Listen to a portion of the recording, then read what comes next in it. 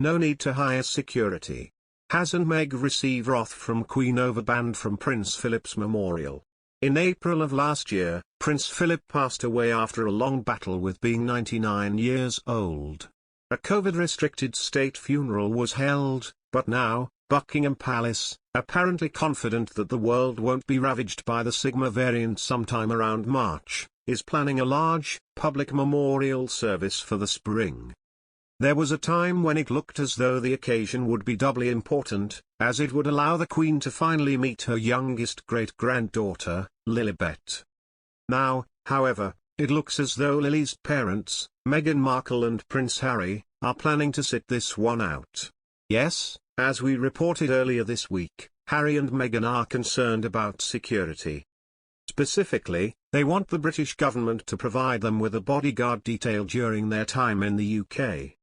Since this service would come at taxpayer expense, the government has thus far met the request with a hard no, and it doesn't seem like the Queen is pressuring Boris and company to change their minds.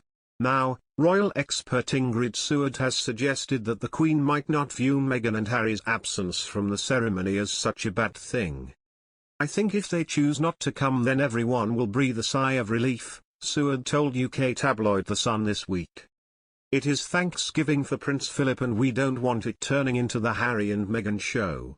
Yes, everyone knows that the Queen wants to reunite with her grandson and finally lay eyes on Lilibet, but what Seward presupposes is, maybe she doesn't." Insiders have indicated that when it comes to the Harry question the government has no indication of caving into his demands. And since doing so would be the politically unpopular move, in this case, Parliament will probably stand its ground. That's bad news for Prince Charles, who is reportedly desperate to see his grandchildren, but duty-bound to remain in the UK for now. Prince Harry being chased by paparazzi in 2021 was so triggering for the Duke, royal experts claim. Royal watchers have discussed Prince Harry being chased by paparazzi after he met seriously ill children and young people at a garden party for the charity Well Child in London on June 30 last year. Podcast hosts Fiorito and Bowie discussed on the Royally Obsessed podcast how the incident had been a triggering event for Harry amid a wider discussion about security arrangements for the Duke of Sussex. Ms. Fiorito told Royally Obsessed, "What really was just devastating to read and the triggering event for Harry came actually way back in 2021 when we were all talking about the Diana statue unveiling. Harry went to that Well Child event with Ed Sheeran that we saw some images from and apparently when he left his safety was put at risk. He didn't say these exact words in the statement but paparazzi chased him away from the event."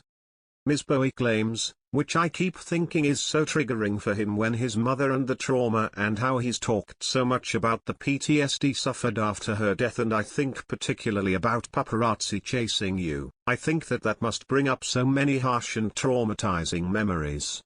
But particularly when you know Lilibet's only 6 months old, Archie is too. Of course, he wants to have every protection possible. Ms. Bowie added that the reported incident in London when the paparazzi chased the Duke's car made her sick to my stomach, and demonstrated Harry's need for security on trips home to the UK.